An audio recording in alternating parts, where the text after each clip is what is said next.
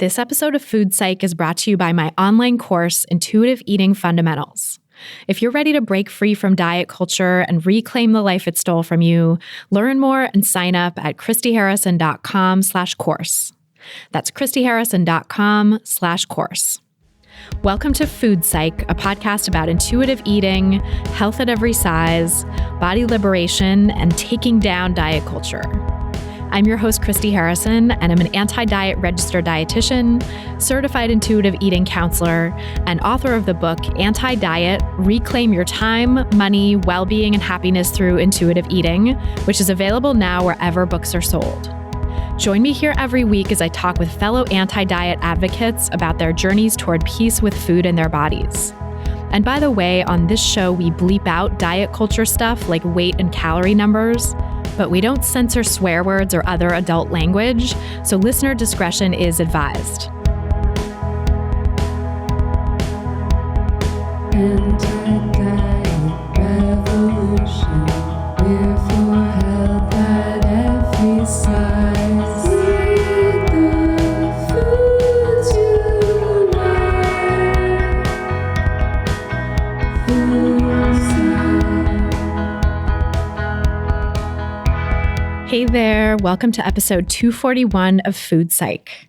I'm your host, Christy Harrison, and today I'm talking with body liberation activist Patrilie Hernandez about how COVID-19 is highlighting health disparities in America, why social determinants of health are more important than individual behaviors, how dieting could worsen COVID-19, the role of intuitive eating, health at every size, and social justice in Patrilie's eating disorder recovery and in her career, and so much more. I can't wait to share a conversation with you in just a moment. First, I just want to give a quick content warning for the interview portion of this episode, where Patrilie briefly mentions a specific behavior associated with bulimia in the early portion of our conversation. There's no real detail about it, but I know just even that word can be triggering to some folks, so I wanted to flag that for you. And now I'll answer this week's listener question. It's from a listener named Jane who writes, "Dear Christy, thank you for your beautiful podcast. It has been one of the most healing things I've ever listened to. I really appreciate you for being so unapologetically anti-diet and anti-fatphobia. I've been in recovery from orthorexia for the past year. It has been going well. I gained a significant amount of weight over the year, and just a month before the pandemic hit, I felt really solid in my recovery. As much as I love your podcast, I started losing interest in it because the issues you talk about weren't in the forefront of my mind anymore. Then the pandemic hit, and I started struggling again with food and body image. The thing I noticed most was how much I started craving sweets. Sweets have always been a struggle for me, something I loved but was told I shouldn't eat, quote unquote, too much of. However, in the past year of recovery, they were starting to become neutral to me. Not so much anymore. In this time of lockdown, I've been allowing myself to eat as many sweets as I want and allowing myself to buy whatever treats I want in the store, and I've also been baking a lot, but as time goes on and I don't seem to be slowing down on the sweets, I'm starting to worry and shame myself and want to hide from my roommate when eating sweets. I'm starting to say to myself, it was okay in the beginning of the pandemic when things were more uncertain and unknown, but now that we're 2 months in, come on, Jane, pull it together. You can't go on like this forever. So while I'm not physically restricting, I do believe that I'm mentally restricting. I would appreciate any advice. Thank you." So thanks, Jane, for that great question. And before I answer, just my standard disclaimer that these answers and this podcast in general are for informational and educational purposes only and aren't a substitute for individual medical or mental health advice. So yeah, first of all, I just want to send you so much compassion because it sounds like you've really been through a lot with food and your relationship with food, and you've come such a long way from the place of orthorexia that you were in, but it sounds like this pandemic is really stirring stuff up for you still. And I want to just normalize that and say that that is so understandable in a situation like a global pandemic, and really not to underestimate the stress of this pandemic. And in times of stress, we often turn to familiar coping mechanisms and eating to self-soothe or eating foods that were formerly considered off limits as a way to self-soothe and also reassure yourself that they're still going to be there anytime you want them is so common and so understandable in a moment like this.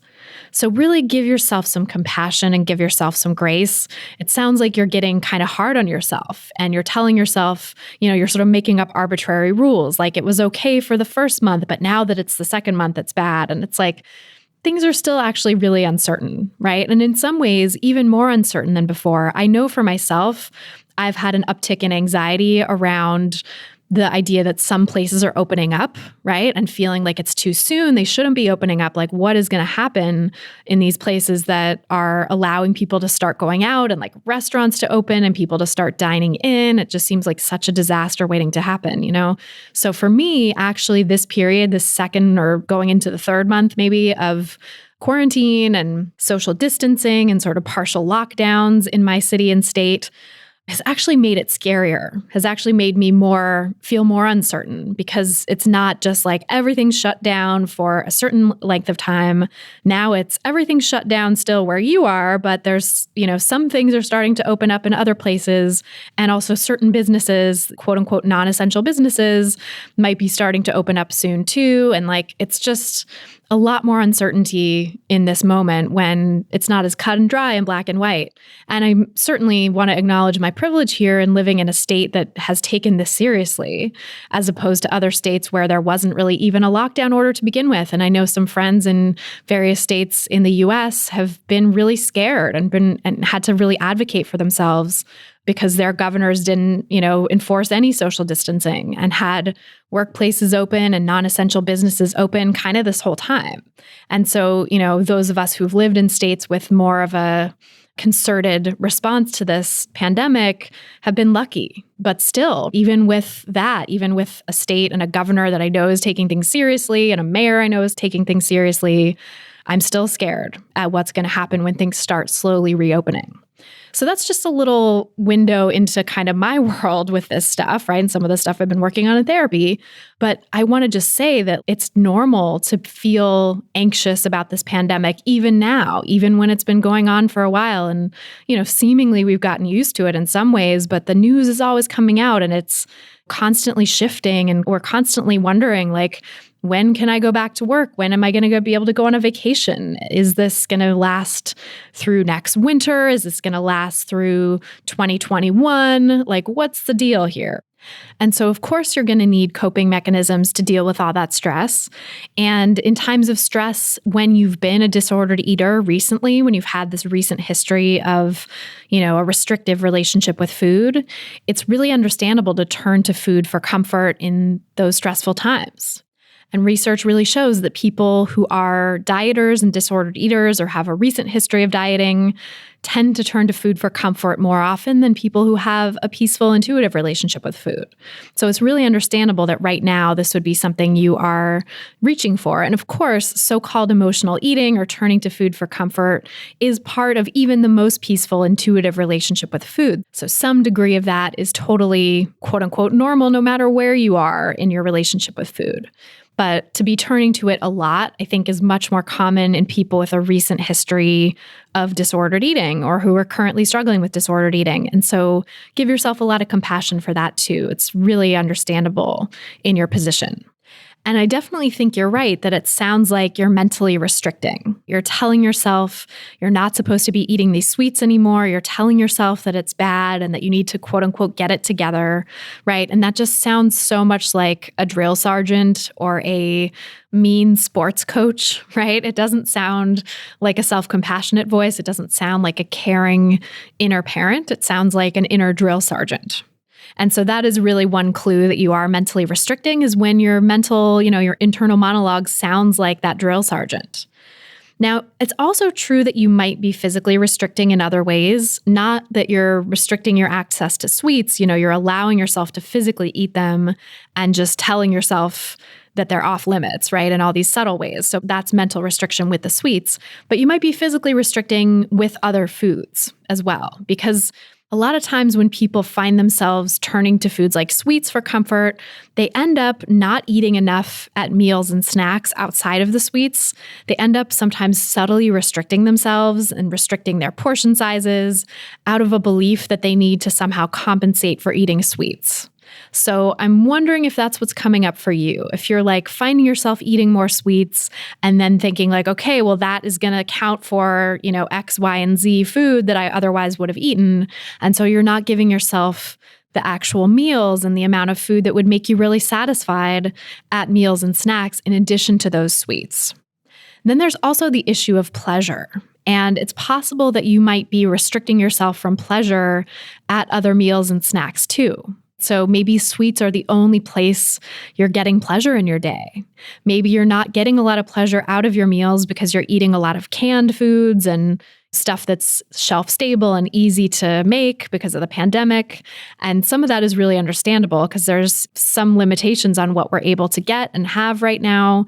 But to the extent that you can, to the extent that it's available to you to go out grocery shopping or have someone maybe go for a grocery trip for you, can you get more foods for meals and snacks that bring you pleasure? Can you find ways to increase your pleasure in other moments so that the sweets are not the only thing bringing you pleasure in your food life?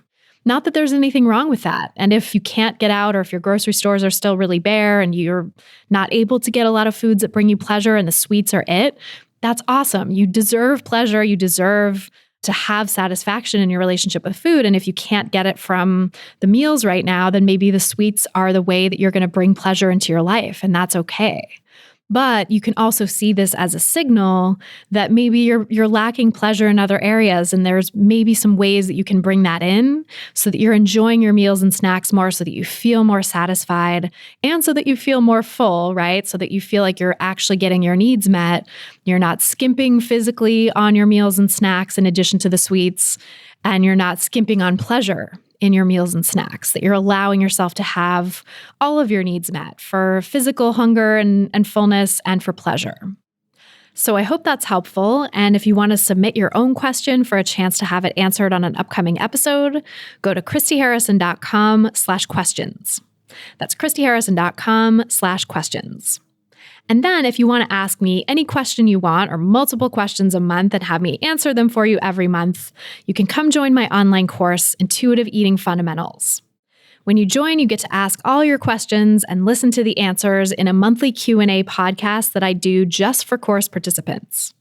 You also get access to a private community forum to connect with other participants, plus 13 modules of content taking you through the principles of intuitive eating, and you get ongoing access to all this content to support you for as long as you need. As a participant named Kayla recently shared, I finished the course months ago and I'm feeling so great. And I want to thank Christy for keeping this community and the modules available long after you've completed them. I have more peace with food in my body now than I ever have, and I'm showing up so much more fully in my life now because of it. Thank you, thank you, thank you. You've saved my life. If you're ready to break free from diet culture and reclaim the life it stole from you, you can learn more and sign up for the course at christyharrison.com/course. That's christyharrison.com/course. This episode of Food Psych is brought to you by BetterHelp Online Counseling. BetterHelp makes therapy accessible and affordable for people all over the world. They offer licensed professional counselors who specialize in issues that are flaring up for so many of us right now, like anxiety, family issues, feelings of isolation, depression, and lots more. When you sign up, BetterHelp assesses your needs and matches you with a therapist in your area, and you can start communicating with them in less than 24 hours. They're committed to facilitating great therapeutic matches, so they make it easy and free to change counselors if you find that yours isn't a fit. I've been working with a BetterHelp therapist just to get some support around COVID-19 anxiety, see my earlier answer to the question, and she's been really good at helping me tap into my self-compassion skills and practice self-care, even when everything around me feels chaotic and kind of upside down. Food Psych listeners can get a free 7-day trial when you go to betterhelp.com/Christy. That's betterhelp.com/CHRISTY for a 7-day free trial to find a great therapist now. This episode is also brought to you by my book, Anti-Diet, Reclaim Your Time, Money, Well-Being, and Happiness Through Intuitive Eating, which is now available wherever books are sold. The book is a great companion to this podcast because it goes into so much depth about diet culture and the ways that it harms us, with hundreds of scientific references and resources to help you make the anti-diet case to the people in your life. It also lays out the foundation of intuitive eating and helps you start making peace with food in your body. Just go to christyharrison.com/book to get it. And by the way, if you've read the book already and loved it, thank you so much. And I would be so psyched if you left a review on Amazon or Goodreads and marked the other positive reviews as helpful. Those reviews help more people discover the book, which helps grow the anti-diet movement and ultimately helps make the world a safer place for people of all shapes and sizes, including the very largest sizes. And now, without any further ado, let's go to my conversation with Patrilie Hernandez. So tell me about your relationship with food growing up. My family is from Puerto Rico, and I come from a really large extended family. So my mom's actually the youngest of 16 kids.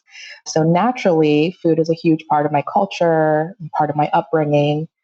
And I think that even though all of the women in my family are amazing cooks, all of my mom's sisters, and food and eating were and also like continue to be a central part of gatherings and kind of like our day-to-day activities. Paradoxically, diet culture and fat phobia are super centralized as well. And I found that especially learning about the way or the role that women should play in society. Basically, growing up, my parents had me young and they lived in Puerto Rico and they moved to New York City like a year before I was born. They came because they wanted to pursue higher education opportunities, but they didn't have a lot of money. So they utilized SNAP, which is food stamps, and WIC to help buy food. But I never considered myself really like food insecure because there was always food on the table. But I definitely noticed that I was poorer than my classmates and like didn't have access to the same foods a lot of my peers did. Like I was a 90s kid. So like the same snack foods kids would have growing up. Like I never really had those opportunities. And I was like, ooh. So now as an adult, I see them and it just brings me a lot of nostalgia because I'm like, ooh, like I didn't get to have those as a kid. So I love them now. But like, thankfully, that was a temporary situation for them. And so like they were able to move up the ladder financially, but I never really had to worry about whether there was food in the house or like not enough food in the house or what others were eating. It never really bothered me. Like I grew up, I was a really good eater in the sense that, I always ate anything that was put in front of me. I genuinely enjoyed eating. Like that was kind of the family joke growing up was that my mom's sisters, because we lived in Puerto Rico for a few years when my mom finished her degree and I was raised by my aunts, I was eating, anything and everything from like 6 months old that like they were feeding me, whole fruits and vegetables, like eggs, meat, everything. And I would just like enjoy it. And they would say that they would genuinely love watching me eat because I had so much joy while I ate. And I always loved trying new foods and everything. So in that sense, food wasn't a huge issue until I started to hit like pre-puberty. So I guess like around 8 years old, because I developed early.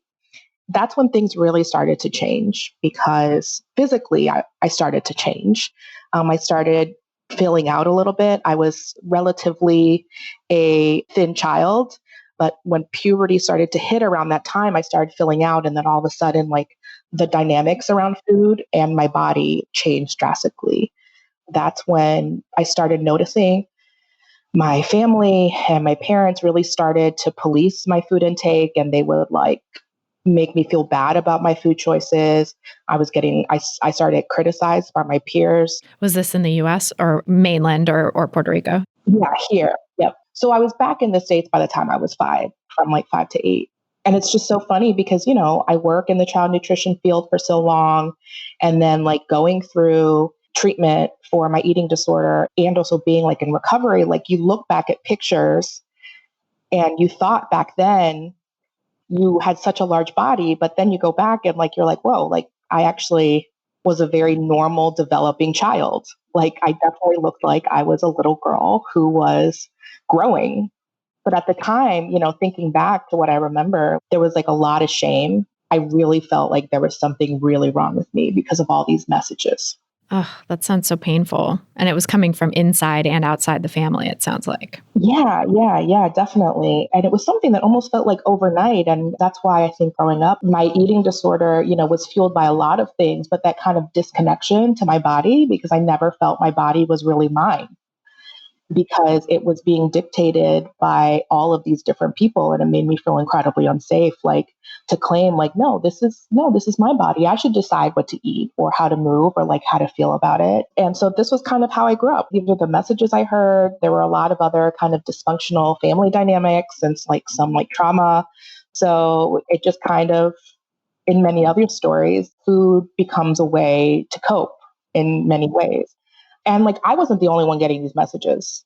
A lot of people in my family, it was just an overall dynamic where women in my family have always been concerned about their weight and body shape. And I grew up being surrounded by like my cousins and my aunts and like even my mom, who had really fucked up methods in order to control their weight and their body shape.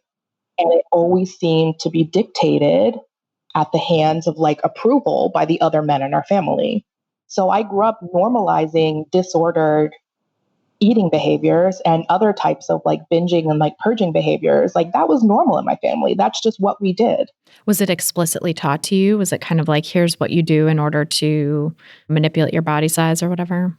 I think that overall, there was just this sense that like nobody thought there was anything wrong with it. Things like and like and like other methods used for purging, it was just so normalized that nobody gave it a thought at any time that, oh, this might not be good for our bodies. And I feel like this is really cultural too, because I've talked to people that also belong to the Latinx diaspora where like these are very common methods in other countries. And it's like, I don't think I really started realizing that they were actually bad for your health, I think, until I started learning about mainstream diet culture here in the States, where you start learning about, oh, what is an eating disorder? And then they start describing it. And you're like, oh, really? Like, that's disordered? Like, Right. I do that. Everybody in my family does that. yeah. You add this in addition to like being naturally anxious and having perfectionist tendencies. And of course, there's the road to a full-blown eating disorder. So like that was basically middle school and high school for me. But like no one really noticed or like no one really paid mind, I think, until like senior year of high school, because that's when it started to become like physically noticeable. But even then, like people were not like, oh, you don't look well. They're like, oh my God, you look so great. Oh my gosh, like you look awesome. I was getting a lot of attention. So it just like more fuel, more and more fuel. But I mean, I did reach a point, I think, like end of high school where like my parents and like some of my friends were like, hey, like we noticed you don't eat. But like nothing else was really followed up by that. No one was like, do you want some help? Are you okay? Right. That's a problem not to eat. Yeah. Yeah. And I was like, no, it's all good. What was your mental and physical health like at that time? So it's actually interesting because around when I started college, my sophomore year of college, so this continued pretty much not really unnoticed, but like unattended until my sophomore year of college. And actually, that's when I had my first real significant manic depressive episode. So because of this episode was when I had to seek medical attention. And it actually turned out that I met the criteria for bipolar disorder. And so from sophomore year on was when I really started getting attention to my health, to my physical health and my mental health needs. And so then they were like, my physical health was okay, but they thought that because of my other kind of manic behaviors, that's why my physical health was suffering. And then my mental health, of course, over like the next 5 years, I was in and out of treatment and I had a lot of hospitalizations and like basically my health was like super poor, but they never addressed the eating aspect. They were just like, okay, we have to get this stabilized. And so, I went on meds. And so I was on a lot of meds and I end up gaining a significant amount of weight, I think, because my eating was so disordered and whatever happened during those 5 years led to weight gain. But I was still doing a lot of disordered things in and out, like I would be in disordered eating patterns sometimes, but then I wouldn't even have the mental energy to even engage in that. So I was just basically trying to stabilize myself. So that's how it was like throughout most of my 20s. And then like I was able to get it stabilized up until my mid 20s when I was better able to manage the disorder. But that's when the eating disorder stuff creeped up again. And on top of that, I felt like I was like chest deep, like in diet culture. I was like 26 and I like wanted to become a nutritionist chef who went into like the unhealthy Black and brown communities to save them by teaching them how to like eat right and like cook at home. So classic. Yeah, I know. It's like such a cliche, Christy. raising my hand over here too. It's exactly it was my thing too. Oh, so many of us. But I mean, yeah, like I spent years in that space and it fueled my eating disorder even more. And it was a load of bullshit and it was extremely privileged and it was completely uninformed. It's like almost embarrassing, but I'm like trying to make up for it now, I guess. So the past 5 years, I think has been really transformative in that I'm no longer in that space, thankfully, because I've been introduced to intuitive eating, health at every size. I was introduced to your podcast, Christy. I sought treatment for my eating disorder. I started my Embody Live platform, and it's just really shifted the way I approached, I think, my work in health disparities and racial justice and like body liberation. So that's just a very condensed version of what's been happening the past 5 years. But I finally was able to seek help about 5 years ago and have been in recovery for about 3 of them. And it's just been, it's been a journey. I've been able to restore my relationship with food and be at peace with it and find joy in eating food again, like I did when I was a kid. And it's been good. It's been good. That's amazing. I'm so glad that the podcast was helpful to you in that too. And when you connected with your treatment team, what do you think it was about the work you did with them that was helpful? Like what tools or interventions might be helpful maybe to other people going through similar things? I think I recognized the privilege I had in the space that I was in, even when I sought eating disorder treatment, because I had already gotten my master's and I was working in like the nutrition field. So I knew a lot about nutrition. And by starting to listen to your podcast, I was introduced to intuitive eating and health at every size, where when I sought ED treatment later on, they didn't embrace those concepts. So basically, my eating disorder treatment, it was helpful in some ways, but I recognized that this wasn't what I wanted my healing journey to be. And so I was able to use, my education and the resources that you shared and some other people that I'd connected with shared about basically tailoring the journey to what I wanted to be, which was anti-diet. And I wanted to get rid of my internalized fat phobia. I didn't want to keep doing the same things I was doing. And I felt that at the time, because I am a small fat woman of color, and the eating disorder program that was offered to me, because that's what I had through my insurance, I don't really feel like it catered to what I needed.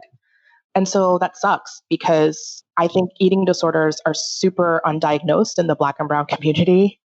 And they don't even think to seek help, and they go to their primary care physicians or their doctors. And a lot of them aren't trained to notice disordered eating patterns in large bodied or fat women. So we're ignored, but I think I'm lucky and I'm blessed to be able to have had the resources to kind of find this journey on my own and connect with providers later on that offered support through the health at every size lens.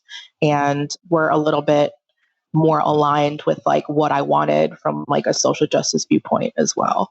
So that was important to you already, it sounds like, the social justice piece, even when you were going into recovery. Absolutely. Getting into it. Yeah. Because I started my journey, my professional journey, in wanting to do nutrition in quote unquote underserved communities. And so I knew that I wanted to engage in social justice, but like the way that I was approaching it was like completely not helpful. And it was actually harmful in upholding systemic oppression. So I went in with the right intentions, and I always feel like I go in with the right intentions. And I think many of us do, but like the methods in which we do it, I really had to examine whether it was really benefiting the community I wanted to serve, or whether it was just really benefiting my ego in some sense. Yeah, I so identify with that. I think a lot of us who go into that work have to go through that struggle too.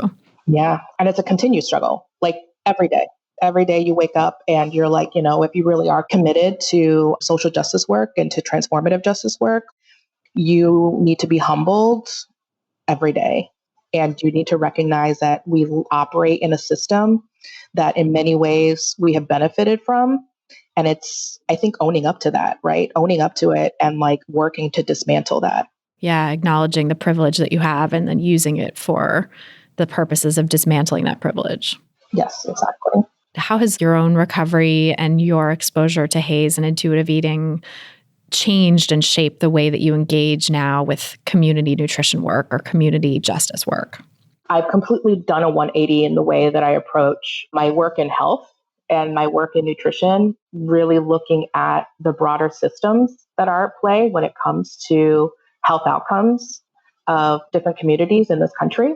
Really looking at, like through HAES specifically, really helped me take a closer look at the social determinants of health and really do a lot of research on the impact that environmental factors and factors that we really have no control over, that we as individuals do not have control over, but are part of broader systems that are meant to benefit a few and are really harmful to many. And so really engaging in the health at every size model, in like fat activism, I've really become a lot more aware of how intersectional identities, right? Like not just race, not just sex, but like body size, sexual orientation, gender, national origin, disability status, all of those things are interwoven when it comes to outcomes in the healthcare setting. And I think we can't ignore it any longer because we're seeing that exacerbated during COVID-19, where we're seeing that it's, even though the virus has the ability to harm anybody, it doesn't discriminate who it targets. The system, the healthcare system, definitely targets. And that's why we're seeing such disparities in who ends up succumbing to this virus and I think health outcomes overall in this country.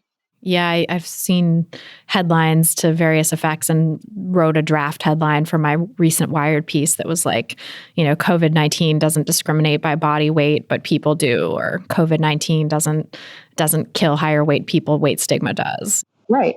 It is the inherently racist and discriminatory processes and systems that are part of the healthcare industrial complex, I guess you could say. Yeah. And I mean, I would love to talk about that with COVID-19 specifically, because you've been doing so much work around that recently. And, kind of everyone in our community, I think, is having to deal with and grapple with the ways in which social injustices and marginalization are playing out in the differential health outcomes we're seeing in people in different identities, and trying to explain that to people too, to our clients and to our audiences in terms of how to navigate that without fear and shame and without feeling like you have to change your body or do something, recognizing that it's not your fault. This is a systemic issue, and how can we change that systemic problem?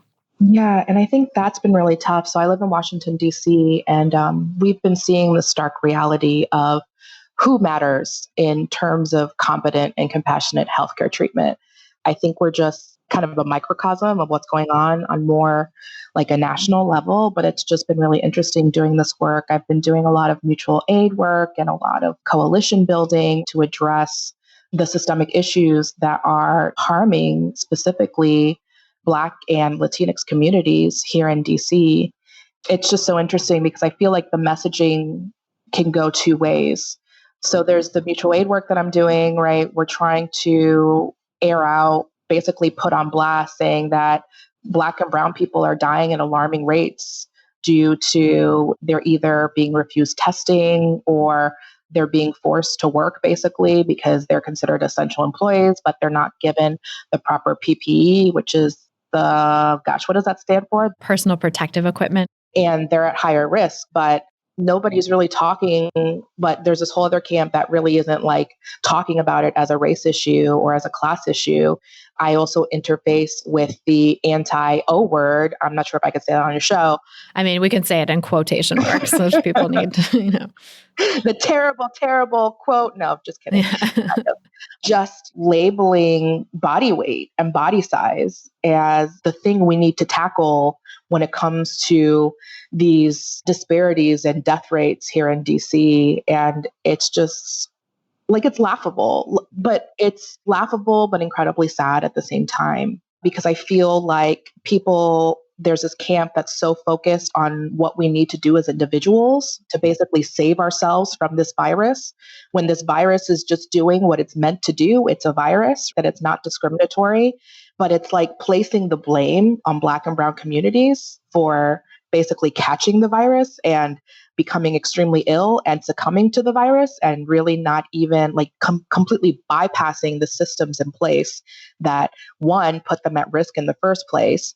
Two, if they are diagnosed, their basically treatment is like being compromised because they're basically being told, oh, well, you have an underlying condition. Oh, well, you have a high body weight. Therefore, you don't really have a chance to make it anyway. So like that creates a lot of stigma in itself. And so we're seeing that starkly here in DC. There's no denying it. You can't ignore, or you can't just skim over that part. Right. And I think our healthcare system is so designed because it is such a capitalist system, right? Our healthcare system is unique basically in the world for that it's a capitalist industry rather than being, an arm of the government designed to take care of people. And with that, I think there's this emphasis on personal responsibility, and that it's hyper focusing on the individual and blaming people for their health outcomes rather than looking at these larger systems and working to dismantle them and change the things that make people have disparate health outcomes. Yeah. And I think it's part of the whole concept of neoliberalism, because the whole point of that is to blame the individual for their circumstances without accounting for the systems of intentional harm and oppression that have basically been embedded into our way of life for 500 years or more.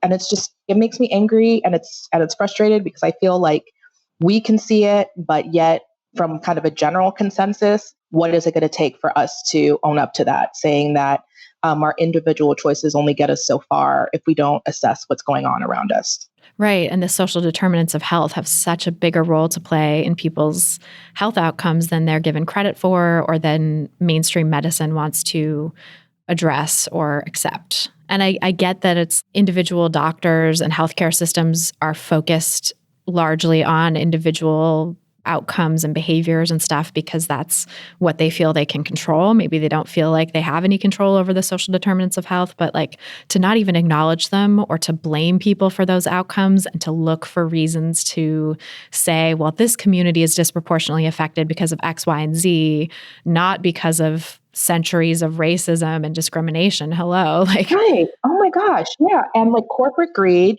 And it's just interesting because I am not trying to say that our individual choices do not matter.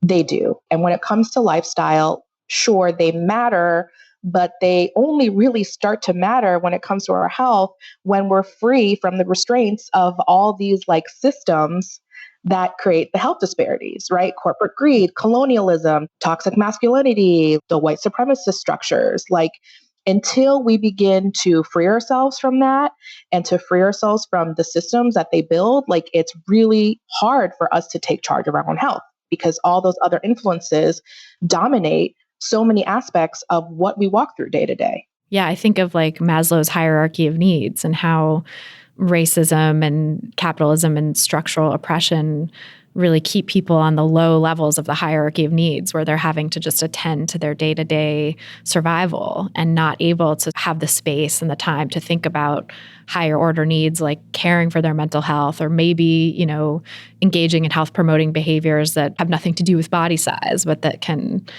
promote health in various ways. It's like that's not even accessible when you're just struggling to get by day to day, when you're on the front lines of this pandemic, when you're a quote unquote essential worker who's not being paid as though they are essential, all of that stuff. Yeah. And I think it's just so interesting because even like when it comes to like wellness, people in the community tout wellness as like the end all be all. But I really have begun to really reflect and have really come to the conclusion that like pursuing wellness is a privilege. I have a house, I have housing, I have food on the table, I have all of my basic needs met and then some, where I could take a moment and I can enjoy those essential oils that I bought, like for most people, just jumping straight to that, it just doesn't make sense. And I think putting or like garnering the expectation that this is how we're going to get through it is incredibly misguided. And I think it causes people mental anguish, because then they blame themselves because then they're like, oh, well, I'm doing all of this and it's not helping. So there must be something wrong with me. And then they're also being put out, financially, they're spending time, they're spending money, they're spending energy on this pursuit of so-called wellness and kind of spinning their wheels and not feeling like they're getting anywhere when the reality is that it's systems beyond their control that are having a lot of the effect on their well-being. Right, right. I just keep saying these kind of individual pursuits are really not going to hold the weight that you think they're supposed to until we start addressing these systems. Like, when are we going to start addressing the systems? Yeah, and that's why we see that, when you look at social determinants of health and what percentage of different factors have an influence on modifiable determinants of health, and we see that like food and movement are only 10%. Yeah, if that. Right, exactly. And that, it's only 30% total that is anything to do with health behaviors. And the rest of the modifiable determinants of health really are social determinants of health. And that's not even counting genetics, which is not modifiable. That's just like the hand you're dealt from birth. And failing to take all that stuff into account and just putting it down to individual health behaviors and specifically mostly food and movement choices in this diet culture that we live in is missing 90% of the pie. It's missing the vast majority of what really goes into people's health outcomes. Yeah. And I think even though, let's say that class might be one of them, even like socioeconomic status, there are some people that are able to mobilize themselves and move up, but they still have those generations of that intergenerational trauma that kind of is embedded within them and really affects their health, even though they do have money, right? You see this, I think, in outcomes when it comes to Black women and Hispanic women that are higher on the socioeconomic status.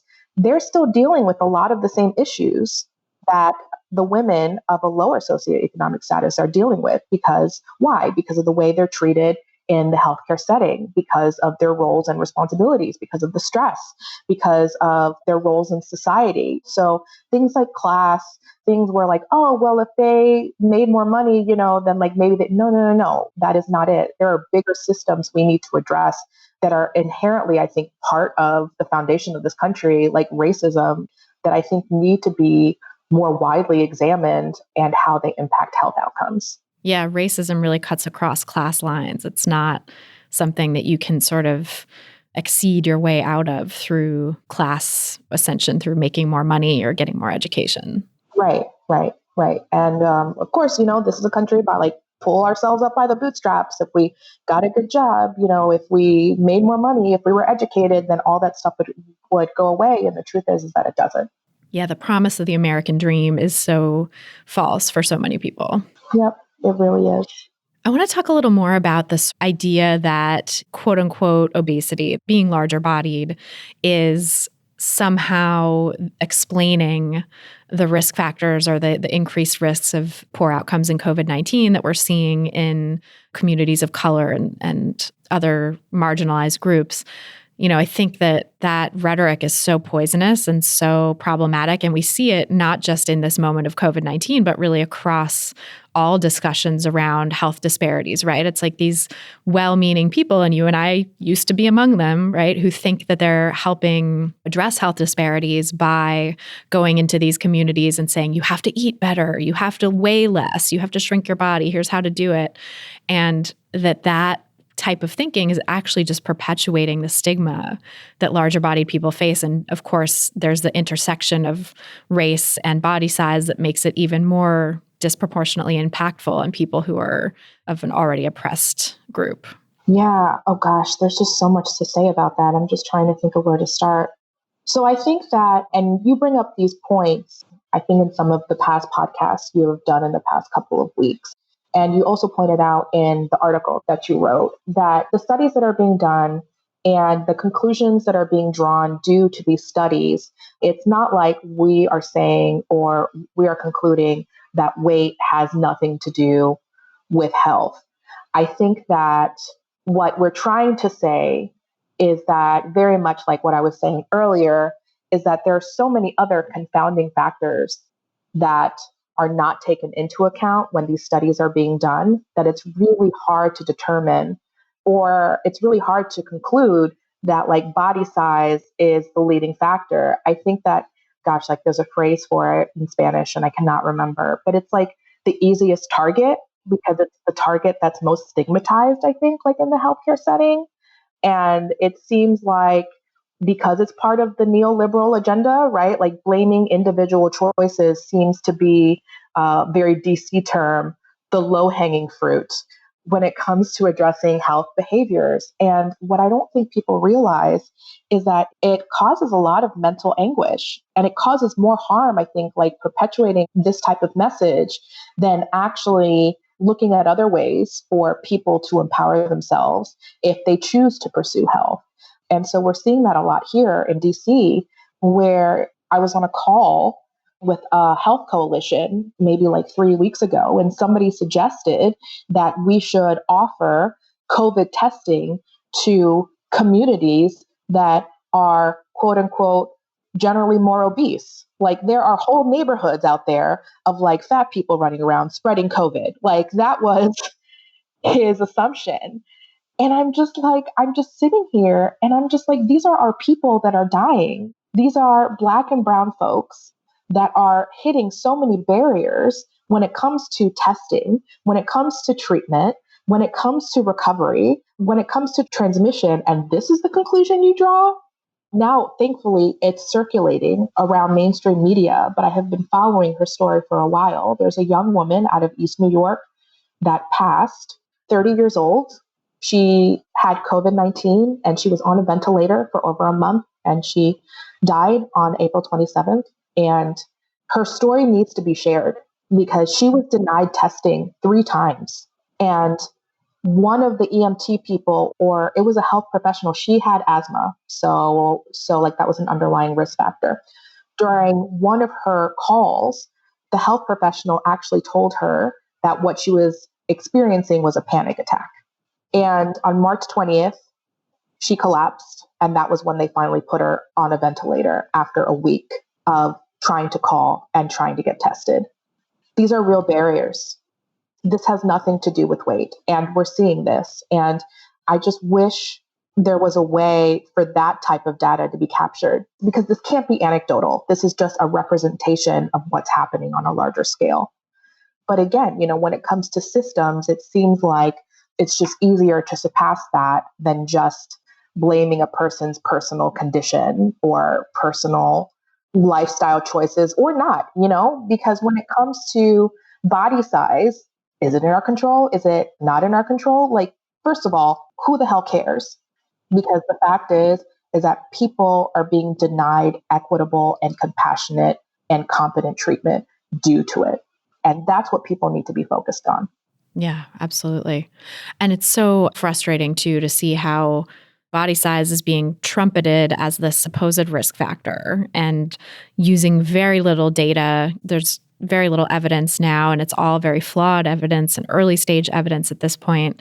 And yet media outlets are picking up on it and running with it and saying, they're saying horrible things and making huge mental leaps and rhetorical leaps to say that it's about what people eat and that eating the wrong kind of food is causing people to have a greater risk and all of this ridiculous stuff that is not actually supported by the evidence.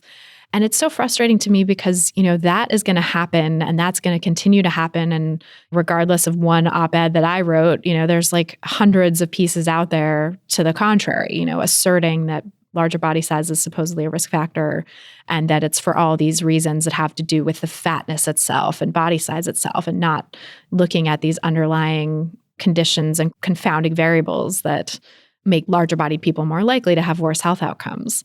And in doing research for that piece and looking back to the H1N1 epidemic, the swine flu epidemic of 2009 and 2010, because at first, a lot of the researchers and people who were writing these editorials and scientific journals and stuff were just referencing H1N1. They weren't even, there's no data about body size and COVID-19, but they were saying, larger bodied people are likely at risk because they were at greater risk with H1N1. And there's this, all this evidence about H1N1, blah, blah, blah. So I was like, okay, what does the evidence really say about H1N1? Dug into it and found that, individual studies showed that there was some sort of risk, although it was very mixed. It was like in people of this BMI, but not that BMI, and this age group, but not that age group, and, sort of all over the map and weird. And then looking at the meta-analysis, which was done a number of years later that looked at all of the studies that had come out to date at that point, meta-analysis from 2016 found that there seemed to be an increased risk in larger bodied people, but that disappeared when they controlled for quality of care, when they controlled for early intervention, early treatment. Yeah, I believe that 100%. Isn't that infuriating? And it's like, that doesn't get reported. That's not something, because it's years later, nobody's thinking about H1N1 anymore. Nobody cares in the media. So that doesn't get reported. And so all this false belief that H1N1, that higher weight exacerbates it or makes it worse, is still out there in people's minds. And then they're using that to trumpet COVID-19 and body size as a risk factor for this. And it's going to be the same shit with this. It's going to be the same thing where these early stage flawed pieces of evidence seem to show that body size is a risk factor. And that's used to generate more and more weight stigma and more fear among larger bodied people that exacerbates their health conditions as well. And then years from now, we're going to look back and someone smart is going to do a meta-analysis and control for those variables like quality of care. And it's going to be like, yep, higher weight people get worse quality care. What do you know? We've known that for decades. And it's like, even if the research does show further on that body weight might be a risk factor, so are some underlying conditions, asthma, diabetes, high blood pressure, things that can occur in people of all body sizes. But that doesn't negate the fact that, one, diets don't work. Two, controlling your body size has really long-term implications that are mostly negative. And weight cycling contributes largely to a lot of the health conditions that people typically assign with kind of high body weight. So, even if body weight is a risk factor, that shouldn't change how we're approaching this. So, it shouldn't change the fact that everybody deserves compassionate and also competent healthcare.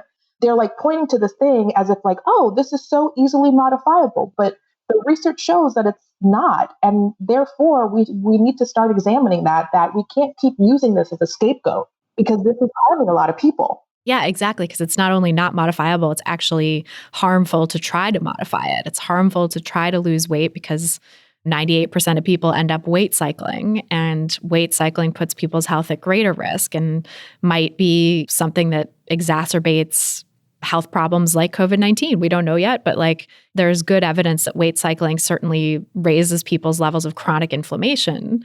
And we know that that is something that may be contributing to worse COVID-19 outcomes. So prescribing weight cycling, prescribing weight loss, which we know leads to weight cycling, is not going to be helpful in this pandemic. It's only going to be harmful. And yeah, that's regardless of all of that, everybody deserves equitable care no matter what their conditions, no matter what age or disability status or body size or race or whatever else they might be. I agree 100%. I'm curious also to hear about your work with the No Body is Disposable project. And for anyone who hasn't heard about this, and I don't think I've talked about it on the podcast yet. So if you could kind of give a quick introduction to what that is and what it seeks to address in terms of the healthcare disparities.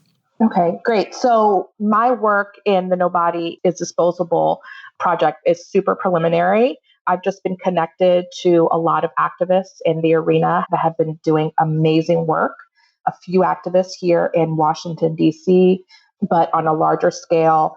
Basically, so it's a hashtag that asserts that disabled people, fat people, elders, and people with AIDS or other types of illnesses are at the risk of being specifically targeted when it comes to kind of triage practices, which means that they could be denied life-saving care when or if they ever have to do any type of treatment and or equipment rationing. So these triage policies have not been implemented, I think, anywhere in the States yet. And I'm not sure if they're going to, but just the fact that this is circulating and this is a possibility is really concerning because it disproportionately targets people of color, poor folks, immigrants, queer and trans people, people that have been incarcerated, people that have experienced homelessness, and a whole bunch of other social identities. So it is a hashtag. There is a website called nobodyisdisposable.org in ways that you can get involved. You can send a letter to your healthcare provider, to your hospitals. There's a Know Your Rights guide for people that feel that they might be impacted by these triage policies. And it's a whole campaign that's being led by amazing fat activists, disability rights activists, and other activists in this arena that are doing just really great work bringing awareness to this issue. It's so important because, I mean, triage literally means sorting, I think, in French. And it's like, sorting people into groups based on who's more likely to live or survive and who's more likely to supposedly benefit from the treatment versus whose life is, compromised in certain ways, right? And it's all such bullshit, right? It's like whose quality adjusted life years, life expectancy are lower. And therefore we can give the few ventilators we have to the people who have longer life expectancies or whatever it might be. Yeah. I mean, not to sound like a catastrophist, but it sounds like a form of eugenics. Yes. It's terrifying. It's terrifying. And it really does sound like eugenics. It's like trying to figure out how to ensure the survival of the people with the quote unquote best qualities per capitalism and white supremacy and all the rest. And it's awful.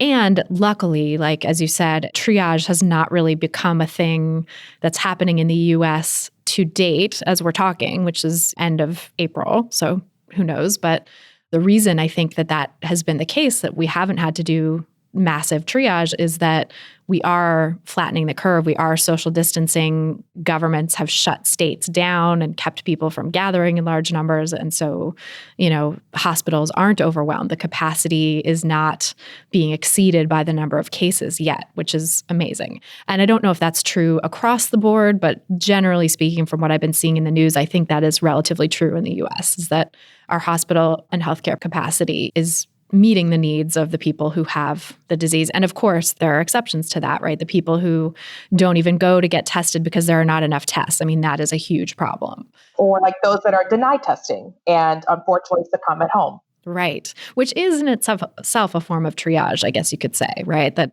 only the sickest people are being given access to testing. And that is really problematic because a lot of people don't show symptoms right away or don't have really severe symptoms at all and can still have really horrible outcomes from this illness. So everyone should really have access to testing if they think they might have it.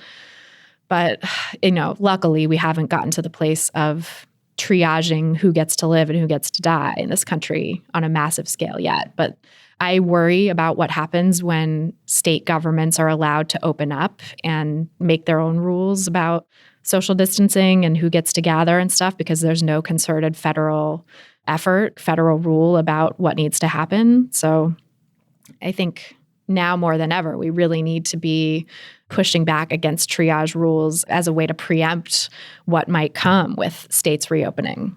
Right. Especially I see with the rhetoric that's kind of being peddled where people are asking the question, well, how many people is a good number to die if that saves the economy? What is a safe number of people that can succumb to COVID-19, but that'll help keep our economy afloat? And just asking those questions in the first place is, I don't know. I just never thought we would reach this point, yet here we are. It's just a capitalist nightmare. It's just peak late stage capitalism.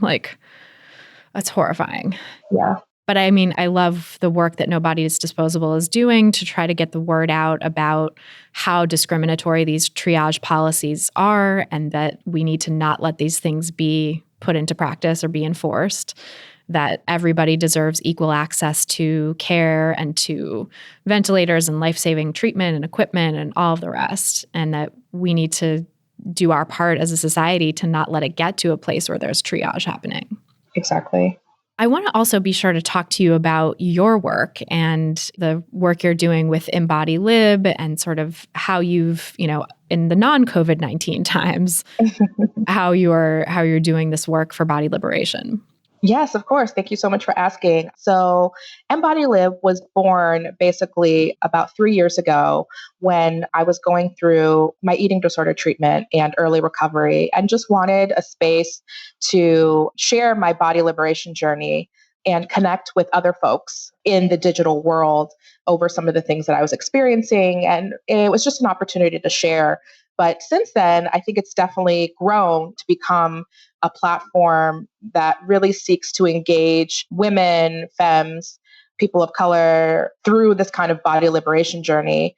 And I don't know, like it's just turned into such a lovely community. And our goal is just to help improve the mental, emotional, and physical health of like women and femmes of color. We talk about body liberation principles as they move through daily life.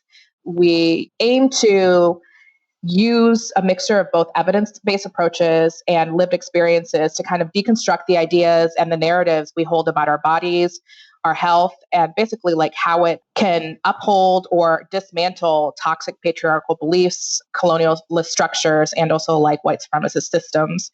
We sometimes host events. We just look to connect with other people. We do feature blogs. We try to collaborate because part of the framework is really to collaborate with other experts and people that have been doing this work, right? And kind of honoring the legacy of the fat acceptance movement and the social justice movement. I can just go on, but it's a great community that's growing, and we're still trying to flesh out where we're going to land in the long term. But it's been an incredibly important part of my own body liberation journey. And I think my professional journey as I kind of try to reframe what health looks like for queer, fat people of color like me. I love that. It's so awesome and so important and needed in the world. What are you planning to do with it longer term? Do you think it's going to become an in-person community at all or more online? Yeah, I really find that the digital space is where this is thriving the most. Definitely doing work here in Washington, D.C., but I've been able to connect with people across the country and really build community with other activists that are doing this work. And like it would just be amazing to create some sort of network or some sort of like directory that are geared towards femmes, women, queer people, people of color, that really can give them accessibility to how to move through their own body liberation journey, right? Because that's different for everybody.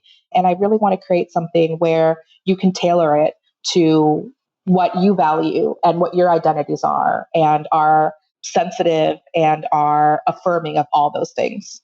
Right. That's so important. And going back to your story too, it seems like that was really what brought it home for you. What helped you get into a place of peace with food in your body was tailoring it to meet your needs. Exactly.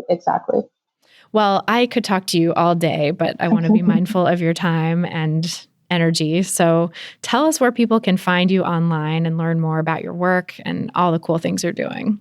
Sure. So I'm mostly active on Instagram, and my Instagram is the Body Lib Advocate. It's the _bodylib_advocate.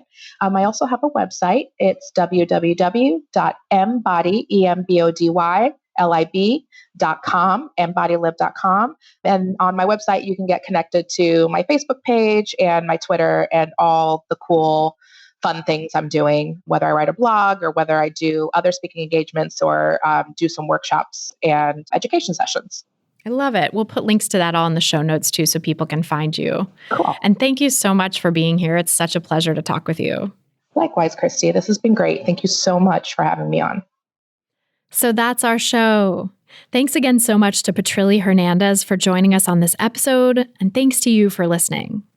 If you're looking for some practical tips to help you get started on the anti-diet path, grab my free audio guide, 7 Simple Strategies for Finding Peace and Freedom with Food.